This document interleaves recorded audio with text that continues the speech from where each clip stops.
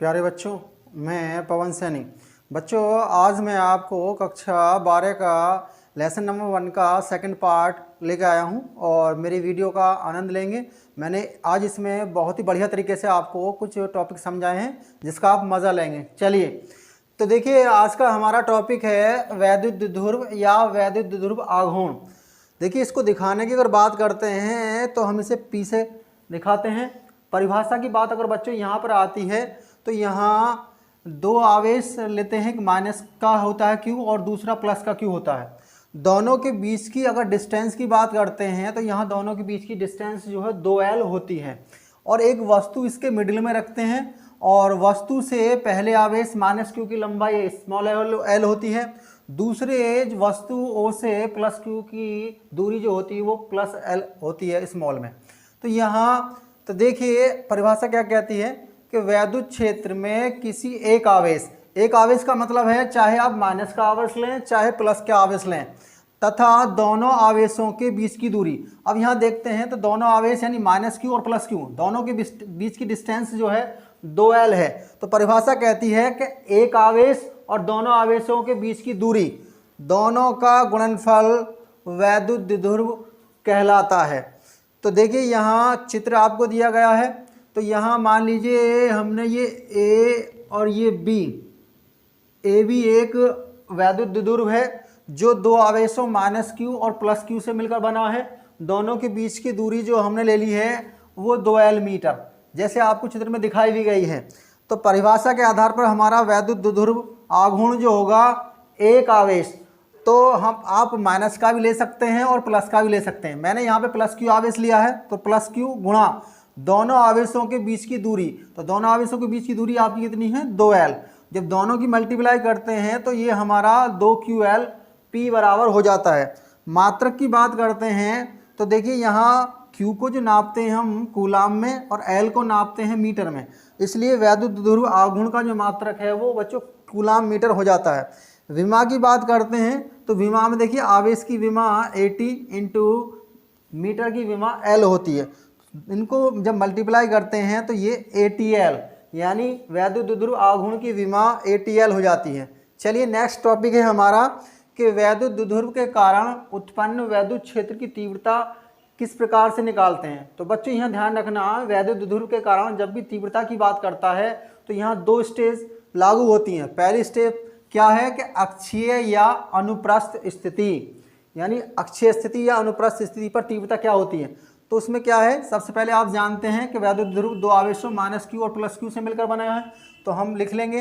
अब हमने क्या करा, यहाँ एक वस्तु O रख दी है। O से हम R मीटर दूर जाएंगे और वहाँ एक आपको बिंदु P नज़र आएगा। इस बिंदु P पर दो तीव्रताएं, एक E1 और E2 नज़र आती हैं और इसी पर हमें जो है परिणामी तीव्रता ज्ञात करनी होती है।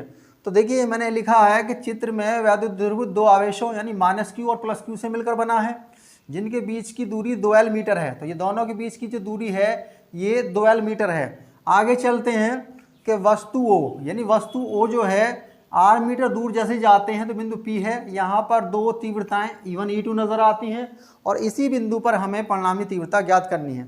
अब बात आती है कि यहाँ माइनस क्यू आवेश और एक प्लस क्यू आवेश से बिंदु P तक की दूरी होती क्या है। अगर बात करते हैं प्लस क्यू आवेश की तो देखिए, यहाँ P यानी बिंदु Q से अगर हम P तक जाते हैं तो ये वाला हिस्सा चाहिए और ये वाला हिस्सा निकालने के लिए आपको क्या करना पड़ेगा, इस R में से ये OB आप दूरी यानी L दूरी को घटा देंगे तो प्लस क्यू आवेश से जो दूरी हो जाएगी वो R माइनस L मीटर होगी।